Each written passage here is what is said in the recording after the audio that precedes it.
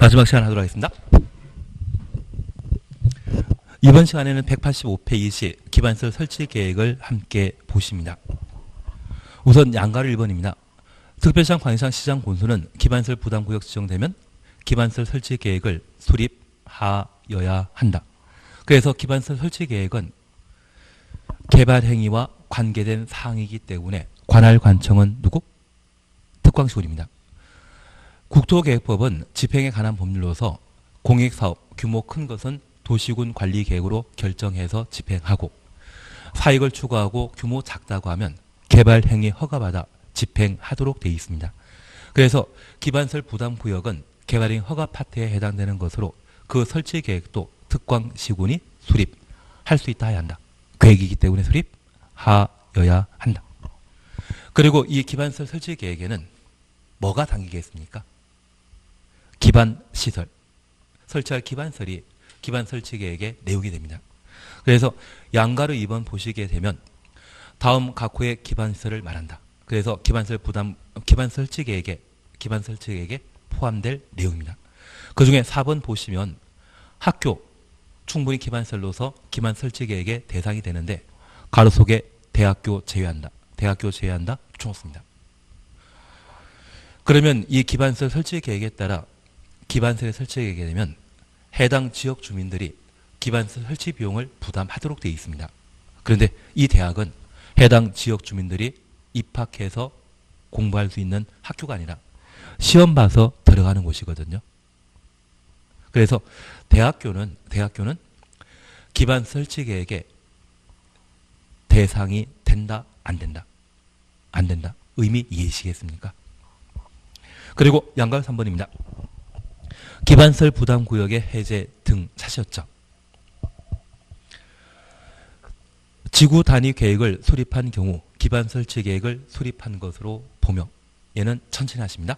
그리고 두 번째입니다. 기반설 부담구역 지정고시부터 1년 되는 날까지 1년 동그래 놓습니다. 기반설 설치 계획이 수립되지 아니하면 1년 되는 다음 날 가로 해주시고 다음 날 추정 놓습니다. 기반설 부담구역 지정은 해제된 것으로 본다. 그래서 제가 이 말 드렸습니다. 국토의 계획 및 이용에 관한 법률에 시료는 총 몇 개 있다? 4개. 1번 용도지역 용도지구입니다. 2번 용도구역.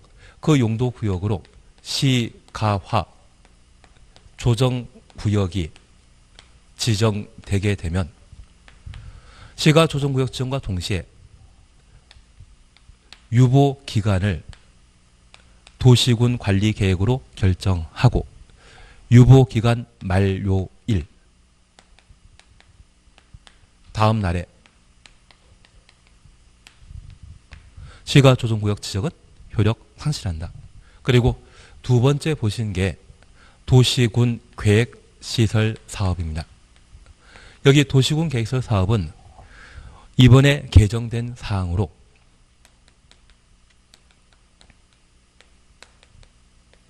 실시 계획이 실효되는 경우가 있습니다. 어차피 시험에 나오게 되면 5년 되는 다음 날, 7년 되는 다음 날 실시 계획은 효력 상실한다라는 것 기억하시고 이 도시군 계획시설 사업이 20년간 사업하지 아니하면 20 되는 다음 날 효력 상실한다. 그래서 저 도시군 계획시설 사업이 10년간 사업 시행하지 않고 5년, 7년이 한 시간 지나게 되면 그 다음 날 효력 상실한다라는 것 확인하시고 20년 되는 날까지 사업하지 않는다면 20 되는 다음 날 효력 상실하도록 되어 있습니다. 그리고 우리 지구 단위 계획과 관련되어 저 지구 단위 계획 구역이 지정 고시되면 몇 년? 3년 이내 지구 단위 계획이 수립되어야 되고 수립되지 않으면 3년 되는 다음 날 효력 상실하며 주민이 입안 제한한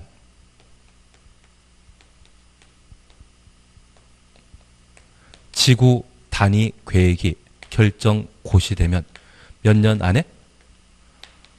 5년 내 공사에 착수하여야 합니다. 착공하지 않으면 5년 되는 다음 날 효력 상실하고 그리고 마지막으로 기반설 부담구역 방금 보셨습니다. 저 기반설 부담구역이 지정 고유되면 몇 년? 1년 내 기반시설 설치 계획이 수립되어야 하는데 수립되지 않으면 1년 되는 다음 날 기반설 부담구역 지정은 해제된 것으로 본다. 얘도 실효와 한계된 사항입니다. 올해 시험에 나온다 안 나온다? 나옵니다. 특히 이번에 개정된 사항으로 실시계획 실효에 관한 사항들을 정리해 주시는 게 필요합니다. 5년, 7년이라는 말을 봐주시는 게 필요합니다. 그 다음 날 효력 상실한다. 그걸 보시는 게 올해 시험거리일 겁니다. 그리고 186페이지 함께 보십니다. 기반설 설치 비용 찾으셨죠? 우리 1번 의 보십니다. 기반설 설치 비용이란 단독주택 등의 시설의 신축, 증축으로 신축, 증축 추정없습니다. 유발되는 기반설 설치하거나 그에 필요한 용지를 확보하기 위해 부가 징수하는 금액을 말한다. 그래서 기반설 설치 비용은 기반설 설치하기 위해 부가 징수하는 돈을 기반설 설치 비용이라 표현하게 됩니다. 그리고 양가로 1번 찾으셨죠? 2번 부가 대상 및 산정 기준입니다. 기반설 부담구역에서 기반설 설치 비용의 부가 대상인 건축행위는 단독주택 및 숙박시설 등의 대통령령이 정하는 시설로서 가로 속에 연 면적 200제곱미터 초과는 그래서 200부터 초과까지 가로 해놓습니다. 여기 초과는 그 숫자 포함한 것입니까? 뺀 높은 것을 말합니까? 뺀 높은 것을 초과란 말로 대신하게 됩니다. 건축물의 신축, 증축 행위로 한다. 신축, 증축 추정없습니다. 단서에 대해서는 천천히 해나가십니다. 그리고 양가로 2번 기반 설치 비용의 산정 기준 지금 지키십니다. 그리고 옆에 페이지에는 심화 학습란에 기반설 유발 개수 있는데 얘는 천천히 해나가십니다. 그리고 한 장 넘기시면 3번 시설 부담 계획은 지킬 겁니다. 안 하실 겁니다. 그리고 기반 설치 비용의 부가 납부 얘는 1월 달에 해 나가실 겁니다. 그러면 잠깐 살피실 것이 있습니다. 우리가 지금 개발행위 허가와 관련되어 기반설 연동제를 함께 보셨습니다. 여기 연동제와 관련되어 첫 번째 보신 게 개념에 관한 사항입니다. 건축물 건축이 이루어지게 되면 인구 늘어나게 되고 인구가 늘어나면 기반설에 대한 수요가 함께 늘어나게 됩니다. 그 수요에 부응하는 새로운 기반설의 설치가 곤란하면 개발 밀도 관리 구역으로 지정할 수 있고 이 개발 밀도 관리 구역으로 지정할 대상 주거적, 상업적, 공업지역으로서 새로운 기반설의 설치가 곤란한 지역을 개발 밀도 관리구역으로 지정할 수 있죠. 이러한 개발 밀도 관리구역을 지정하는 자는 우리가 지금 도시군 관리계획 공부하고 있습니까? 개발행 허가 파트 공부하고 있습니까? 개발행 허가 파트 공부하고 있기 때문에 누가 지정할 수 있다? 허가권자가. 다만 구체적인 지정 절차에 도시계획위원회 심의 절차는 거치지만 주민 의견 정치 있다 없다. 100% 반대할 상황이기 때문에 주민 의견 정치 아예 안 하는 겁니다. 개발밀도 관리구역을 우리 동네에 새로 지정한다면 나는 찬성한다 반대한다. 100% 반대하기 때문에 주민 의견 정치 할 필요 없습니다. 왜? 해당 지역에 적용되는 용적률을 최대 50% 강화하기 때문에 종전에 10층짜리 건물 건축할 수 있는 땅이었다면 이제 5층짜리 건물 건축해야 됩니다. 토지 소유자만 피해 입는 것이 아니라 건물의 규모가 작아지게 되면 해당 지역에 제공되었던 문화, 체육시설 또는 상가 규모 자체가 다 적어지거든요. 삶이 편해진다, 삶이 불편하다. 불편하기 때문에 이 개발밀도 관리구역 지정 시에는 주민 의견 정치 안 합니다. 이번에 민간 택지에 대한 분양가 상한제 확대 시행 그리고 대출 규제 우리한테 물어보고 발표했습니까? 그냥 발표했습니까? 그냥 발표하지 않았습니까? 100% 반대할 거 뻔히 알고 있으니까. 그리고 세 번째 저 개발밀도 관리구역에 반대되는 것이 기반시설 부담구역입니다. 여기 기반시설 부담구역도 우리는 대상과 절차로 각각 구분하고 있는데 여기 기반시설 부담구역은 반드시 기반시설 부담구역을 지정하는 것과 지정할 수 있는 경우가 있습니다. 여기 지정할 수 있는 것은 우리가 천천히 나가실 거고 나는 개발인 허가 건수, 인구 증가율이 20% 이상 늘어난 곳이라면 기반시설 부담구역 지정하여야 한다. 그리고 이 기반시설 부담구역을 지정할 수 있는 자, 우리는 개발인 허가 파트를 공부하고 있기 때문에 허가권자는 특광시군이 지정할 수 있다는 것 기억나실 겁니다. 그리고 저 허가권자가 기반시설 부담구역 지정하고자 할 때 주민 의견 청취와 도시계획위원회 심의 거치게 됩니다. 하나 여쭐 게 있습니다.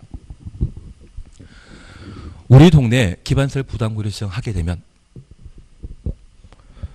이번에 새로 기반시설 설치하게 되면 뭘 설치하는 게 좋은지, 그래서 학교를 만들더라도 고등학교만 만들 것인지, 유치원, 초, 중, 고등학교 다 만들 것인지, 그리고 이번에 도로 만들게 되면 왕복 4차선 도로 만들 것인지, 왕복 8차선 도로 만들 것인지 이야기 참 많이 나올 수 있거든요. 그래서 이 기반시설 부담구역은 주민의 의견 청취 거치고 할 말 많으니까 지방도시계획위원회 심의 거쳐 기반시설 부담구역을 지정할 수 있는 겁니다. 개발밀도 관리구역은 오직 규제만 강화되기 때문에 주민의 의견 청취 없이 그냥 해버리지만 기반시설 부담구역은 심의는 한다 안 한다 당연히 하고 주민의 의견 청취 할 말 많기 때문에 의견 듣도록 되어 있습니다. 나는 기반시설 부담구역 지정하는데 100% 반대한다? 내가 이미 살고 있는 상황이고 앞으로 사람들 새로 건물 신축하거나 증축하게 되었을 때 그때만 기반시설 설치 비용을 부담하게 되거든요. 그러면 내가 현재 이 동네에 살고 있는데 앞으로 내가 살 때 추가적으로 필요한 기반시설 무엇인지 생각할 수 있지 않겠습니까? 그래서 이 기반시설 부담구역 지정 시에는 주민 의견 청취하게 됩니다. 그리고 이런 방법으로 기반시설 부담구역 지정되게 되면 저 기반시설 부담구역에는 몇 년 안에 1년 안에 기반시설 설치 계획을 수립하여야 하고 수립하지 않으면 1년 되는 다음날 기반시설 부담구역 지정은 해제된 것으로 본다. 실효에 관한 사항으로 정리해 주셔야 됩니다. 그리고 이 기반시설 설치 계획에는 무엇을 설치하는 계획입니까? 기반시설. 그래서 내가 생활에 필요한 다양한 기반시설을 설치할 것을 계획하게 되는데 저 기반시설 설치 계획에 제외되는 것. 대학은 포함한다, 제외한다. 만약 저 기반시설 설치 계획에 대학이 포함되고 이 대학을 그 동네 주민들이 입학할 수 있는 상황이라면 제 생각에는 서울대 옆이 또는 연고대 옆에 주택 가격이 제일 비쌀 것 같은데요. 그 동네에 거주하는 주민들이 그 학교에 입학할 수 있다고 하면 서울대 옆이 가장 비싸지 않겠습니까? 시험 봤으러 가는 대학교는 기반시설 설치 계획의 대상이다 아니다? 아닙니다. 그리고 이 기반시설 설치 계획에 따라 설치할 기반시설이 결정되게 되면 해당 지역에 기반시설 설치하기 위한 비용 부담이 필요합니다. 그걸 뭐라 한다? 기반시설 설치 비용이라 표현하게 됩니다. 이러한 기반시설 설치 비용의 부과 대상은 연 면적 200제곱미터 초과. 연 면적 200제곱미터 초과하는 것은 건물 규모가 60평 이상을 말하거든요. 건축물을 뭐 할 때? 신축하거나 증축할 때. 여기 신축과 증축은 우리가 건축법을 공부하게 되면 좀 파악할 수 있는 내용이 되게 될 겁니다. 그래서 연면적 200제곱미터 초과하는 건축물을 신축, 증축하는 때에는 기반시설 설치 비용의 부과 대상입니다. 그리고 이 기반시설 설치 비용을 부과 징수하는 절차 등에 대해서는 우리 1월 달에 다시 한번 살펴나가실 겁니다. 그래서 여기까지 우리 하신 게 국토계획법입니다. 국토계획법을 해놓으셔야만 도시개발법이건 정비법이건 연속된 내용으로 우리가 좀 제대로 정리할 수 있거든요. 그래서 국토계획법에 대해서는 꼭 잘 정리하셔가지고 내 걸로 잡아나가셔야 됩니다. 그래서 이번 시간 해서 국토계획법은 모두 끝나게 되는데 다시 1월 달에 동영상 수업 듣게 된다고 하면 최소 오늘 첫 번째 시간에 도시군 관리 계획과 관련된 집행에 관한 내용 쭉 한번 정리한 게 있거든요. 그리고 이런 내용도 수렴해서 국토계획법을 정리해 나가시는 게 필요하실 겁니다. 이제 개발법을 잠깐 살펴놓습니다. 200페이지 차셨죠? 200페이지 차셨죠? 다음 주가 마지막 시간인데 다음 주까지 아마 용어 정의 위주로 해 나가시게 될 겁니다. 그래야만 1월달 하시더라도 좀 편해질 겁니다. 우선 200페이지의 용어 정의 사셨죠? 1. 도시개발구역 2. 도시개발사업입니다. 1번 도시개발구역이란 도시개발사업을 시행하기 위해 지정 고시된 구역을 말한다. 찾았습니까? 예. 그러면 이제 이렇게 다시 한번 봐주십니다.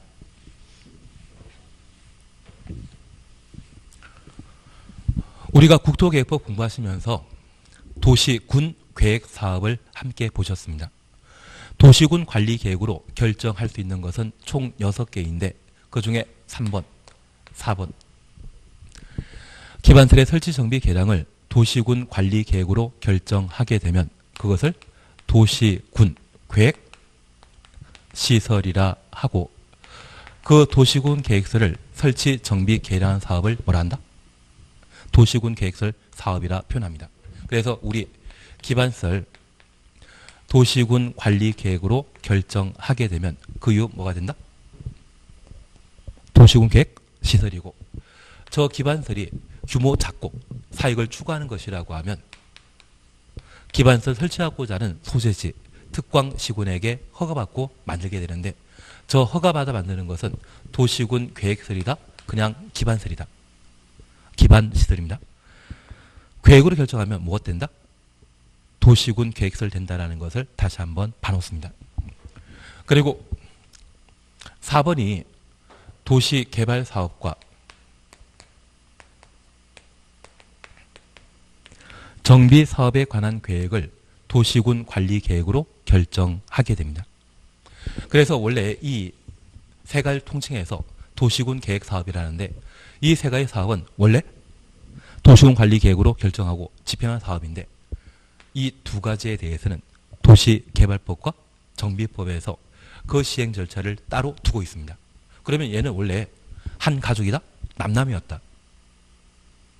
한 가족입니다. 한 가족이었는데 이 세 가지 사업을 동시에 국토계획법에 다루게 되면 법의 양이 엄청 많아지거든요.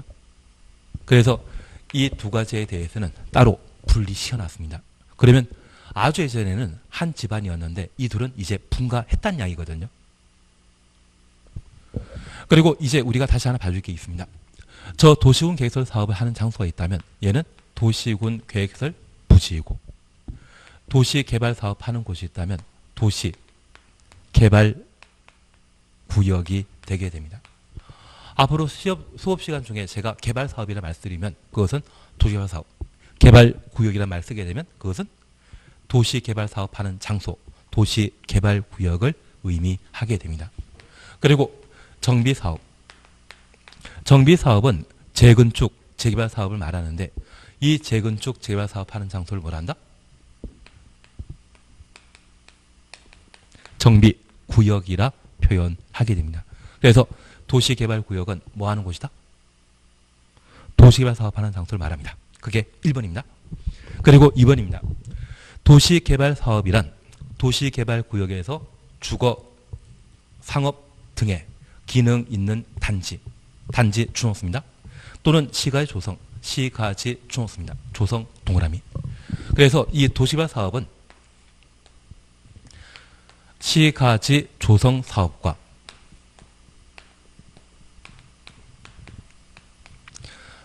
단지 조성 사업을 도시개발 사업이라 표현합니다. 그래서 나는 관광단지라는 곳 들어본 적 있다? 산업단지라는 곳 들어본 적 있다? 그거 사업하는 것도 도시개발 사업이고요. 신도시를 원래 법에서는 시가 조성 사업을 신도시란 말로 일반 국민에게 좀 더 호소력 있게 이야기하기 위해 신도시 사업이라 표현합니다. 원래 법률 용어에는 신도시 개발 사업 있다 없다 없습니다. 뭐 시가지 조성 사업을 말합니다. 그래서 이 두 가지 사업을 법에서는 도시 개발 사업이라 표현하게 됩니다. 단지 또는 시가지 조성 사업 이것을 도시 개발 사업이라 한다. 그렇게 구분해 주십니다. 그리고 차트 2 보시게 되면 개발 계획이라는 건 차시였죠. 양걸 1번 도시개발 구역의 지정권자가 도시개발 계획 수립한다. 가로 속에 개발 계획입니다. 그리고 동그라미 1번입니다. 도시개발 구역 지정권자는 도시개발 구역 지정하려면 추정을 씁니다. 해당 도시개발 구역에 대한 도시개발 사업의 계획을 수립하여야 한다. 하나 여쭙게 있습니다.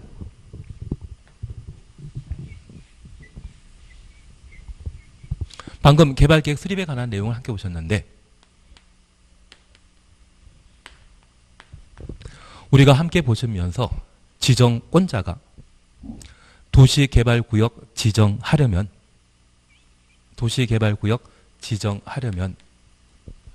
개발계획을 수립하여야 한다. 그러면 도시개발구역 지정과 개발계획 수립은 상당한 시간을 두어 수립되는 것입니까? 동시에 수립하는 것입니까? 동시에. 그래서 우리 다시 1번 보시니 도시개발구역의 지정권자는 도시개발구역 지정하려면 개발계획 수립하여야 한다. 근데 우리 하나 이해하실 것이 있습니다. 나는 지금까지 살아오면서 건물 건축하는 설계도 본 적 있다? 아니면 설계라고 하는 개념 있다? 설계라는 개념 조금 안 쓴다고 하면 내가 건물에 대한 설계도면 만들고자 한다고 하면 건물 건축할 수 있는 땅이 확보돼야만 설계도를 작성할 수 있거든요. 그래서 건물 건축하는 대지가 도로변에 딱 사각형으로 붙어 있는 경우도 있지만 이 대지가 이상한 형태로 붙어져 있거든요. 그래서 이러한 대지에 건물 건축하고자 한다면 땅이 먼저 정해져야만 그곳에 설계도를 만들 수 있습니다. 그러면 우리가 신도시라 각각 이야기하는 신시가지 조성사업 또는 단지 조성사업, 산업단지든 관광단지든 새로 만들고자 한다고 하면 땅이 내 마음속에 있어야만 개발계획 수립할 수 있거든요. 그래서 개발계획 수립하고 천천히 도시개발구역 지정한다 이야기 나오면 틀린 것이고요. 개발구역 지정하려면 바로 동시에 뭐 해야 된다? 개발계획 수립하여야 한다. 그래서 개발계획 수립은 도시개발구역 지정과 동시에 이루어지는 것이 원칙입니다. 그리고 동그라미 2번 그냥 재미로 보십니다. 위 일에 불구하고 개발계획 공모하거나 개발계획 공모 추천없습니다. 다음 지역에 도시개발구역 지정할 때 도시개발구역 지정한 후 개발계획 수립할 수 있다. 지정한 후 추천없습니다. 그러면 구역을 먼저 지정하고 천천히 개발계획 수립한다는 이야기거든요. 1번 자연녹지지역 개발용도이다 비개발용도이다. 녹지지역은 개발용도이다 비개발용도이다. 비개발용도. 니은 생산 녹지지역 비개발용도입니다. 디귿 도시지역 외지역 비개발용도. 관농 잘 말하거든요. 그래서 비개발용도의 경우에는 이 도시개발 사업을 위한 도시개발구역 지정되게 되면 가격은 그냥 올라갑니까? 많이 올라갑니까? 나는 아무 생각 없다? 그러면 저 하나 알려드릴 게 있는데 우리 일기 신도시인 분당 신도시는 언제 발표했습니까? 전두환 대통령 때가 87년대이고 노태우 대통령이 88년도이고 그리고 그 노태우 대통령이 취임 첫 마디가 주택 100만 호 개발 공급하겠다. 그런 발표에서 89년도에 일기 신도시에 대한 개발 계획을 발표한 적이 있거든요. 그리고 우리나라 사람은 성격이 있습니다. 원래 신도시 개발 사업 하게 되면 이번에 인도네시아에서 수도 이전하겠다는 이야기 했을 때 그 조성 계획을 50년에 걸쳐 하겠다는 이야기 하거든요. 그래서 외국 같은 경우는 기본 50년, 70년 걸쳐 새로운 도시 만드는데 우리 일기 신도시인 분당에 첫 입주하신 분은 언제 입주하게 됐다? 그래서 이 당시에 신도시 사업한답시고 강모래만 사용한 것이 아니라 바닷모래 사용했는데 염수를 충분히 빼야 되는데 불구하고 못 뺐다고 합니다. 그래서 제가 알고 있는 분당의 몇몇 아파트에는 바퀴벌레가 그렇게 많다고 합니다. 바퀴벌레는 소금 성분만 있어라도 잘 살거든요. 그래서 분당 아파트 가격 요즘 많이 올랐거든요. 많이 올랐는데 알고 보면 뭐 많이 산다? 바퀴벌레 진짜 많습니다. 분당 분들이 잘 싫어하실지 모르겠지만 그냥 사실은 사실이니까. 그런데 우리 이 분당이 개발 사업 발표하기 전에 평당 토지 가격이 10,000원이었거든요. 그리고 분당 신도시에 대한 개발 사업 발표했을 때 평당 27만 원을 보상한 적이 있습니다. 그래서 평당 10,000원짜리 땅을 27만 원에 수용당하셨던 그 농민들은 그 당시 돈 가지고 계실 때 잘 가지고 계셨겠습니까? 강남 놀러 가셨겠습니까? 강남 참 많이 놀러 가셨거든요. 그래서 가끔 강남에 계신 분들이 하는 이야기가 벤츠 몰고 오시는 분인데 벤츠를 이렇게 운전하셔야 되는데 경운기 몰듯이 위에서 탁 걸치고 운전대 끌고 오시면 아 분당에 오신 분이구나. 돈 많구나. 서비스가 달랐다더라고요. 아 그래야 TV 참 많이 나온다 하던데요. 괜한 이야기를 했나 봅니다. 그리고 이 분당 그렇게 개발하고 아파트 개발했을 때 평당 분양 가격이 얼마였다? 한 400만 원 정도였거든요. 상가 개발했을 때 평당 공가격이 얼마이다? 800만 원입니다. 얘가 평당 1억 가까이 찍던데요. 그리고 이 돈 받으신 분 중에 제가 알기에 97%는 그 돈 가지고 계시겠습니까? 다 날리셨겠습니까? 날리셨습니다. 농민분들이 현금 저렇게 많이 가지고 계시니까 쓰는 방법 모르셔가지고 다 날리셨더라고요. 그래서 그때 도지 상환채권 받으신 분들, 그래서 분당에 아파트나 또는 상가 받기로 하신 분, 수용 당하시면서 받기로 하신 분들은 아직도 재산 유지하고 계시는데 그렇지 않다고 하면 다 날렸다고 하더라고요. 이상한 이야기 드렸지만 그 분당 예전에는 주상공이다, 녹간농자이다. 녹간농자. 그렇게 토지의 가격이 급등할 수 있는 곳이라면 구역 지정하고 천천히 개발계획 수립할 수 있습니다. 원래 개발계획은 언제? 동시에 하는 것이 원칙인데 토지의 가격이 그냥 올라가는 것이 아니라 급등하는 곳이라면 구역 지정 후 계획 수립할 수 있다라는 것 정도만 확인해 놓습니다. 그러면 이런 개발 계획에는 새로운 시가 조성과 관련된 다양한 내용들을 담게 됩니다. 아직 이쪽은 천천히 해나갑니다. 그리고 어디를 봐주시는가 하면 206페이지 봐주십시오. 206페이지 사셨죠? 도시개발구역 지정 찾았습니까? 그리고 1. 지정권자입니다. 다음 어느 하나에 해당되는 자는 한 줄 밑에 도시개발구역 지정할 수 있다. 1. 특별시장, 광역시장, 도지사, 가로 속에 시도지사. 2. 가로 속에 대도시장. 그리고 양가로 2번 국토교통부 장관 사셨죠. 국토교통부 장관은 도시개발구역 지정할 수 있다. 박스의 지정 사유는 1월 달에 해나갈 겁니다. 그러면 우리 잠깐 이해하실 것이 있습니다. 앞서 우리 약속하셨습니다. 도시군 계획설 사업과 도시개발 사업, 정비 사업은 한 가족입니다. 그래서 이 세 가지 도시군 계획 사업은 원래 도시군 관리 계획으로 결정해서 집행하는 사업인데 저 도시군 관리 계획의 결정권자는 누구이다?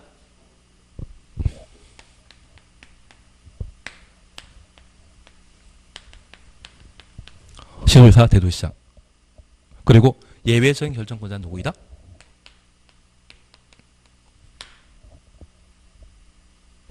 그래서 여기 국토교통부 장관, 시도지사, 대도시장이 도시군 관리 계획의 결정권자였고 이들은 도시개발구역의 지정권자가 되게 됩니다. 그러면 이 도시개발구역은 도시군 계획설 사업에는 뭐였습니까? 도시군 계획설 부시. 그리고 이 도시군 계획설 사업을 결정했던 방법은 무엇? 도시군 관리 계획. 그래서 이 개발 계획은 도시군 관리 계획과 동일한 법적 지위를 가지는 겁니다. 그래서 개발 계획이 국토계획법에서는 도시군 관리 계획이었고 개발 구역이 도시군 계획설 부지가 되는 겁니다. 여기까지를 말한다? 1단계. 그러면 우리가 다시 봐줄 게 있습니다. 여기 도시개발구역 지정하려면 개발계획 수립하여야 한다. 동시에 해야 되죠. 계획 수립하는 자와 도시개발구역 지정한 자를 분리할 필요 있다 없다. 같아야 되지 않겠습니까? 그래서 계획 수립하는 자도 누구? 지정권자. 그리고 이제 2단계로 이러한 도시개발구역이 지정되게 되면 도시개발사업 할 사람 필요하죠. 걔를 뭐라 한다? 시행자. 저 시행자는 개발계획에 부합하는 개발계획에 부합하는 실시계획을 수립하고 인가받고 고시함으로써 도시개발 사업하는데 저 인가권자는 누구이다? 저 실시계획은 도시개발구역의 개발설비에 수립되는 계획이거든요. 그래서 이 땅의 주인은 관할가처 누구이다? 지정권자. 누구에게 인가받아야 되겠습니까? 지정권자. 그래서 2단계 시행자 실시계획이 2단계 되는 것입니다. 그리고 이 도시개발 사업은 수용 방식과 환지 방식 이 두 개 사업 시행 방식을 병행하는 혼용 방식의 세 가지 형태로 사업이 이루어지게 되는데 수용 방식과 환지 방식의 특징을 파악하게 되면 혼용 방식에 대해서는 따로 공부할 필요 없겠죠. 그리고 공사 완료 공고 절차를 거쳐 도시개발 사업이 모두 완료되게 됩니다. 반면 환지 방식일 때는 환지 처분 공고하면 그 다음날 도시개발 사업은 모두 완료되도록 되어 있습니다. 그래서 현재 도시개발 사업은 몇 단계 조차로 이루어진다? 3단계. 그 중에 예를 잠깐 보셨습니다. 조금 이해는 되시겠습니까? 시설사업이건 개발사업이건 정비사업은 원래 한 가족이었습니다. 원래 한 가족이기 때문에 세 개 사업은 모두 3단계 절차가 이루어집니다. 그 중에 지금 여기까지만 일단 봐놓습니다. 나머지는 다음 주에 마지막 마무리 짓도록 하겠습니다. 오늘 여기까지 하도록 하겠습니다. 수고하셨습니다.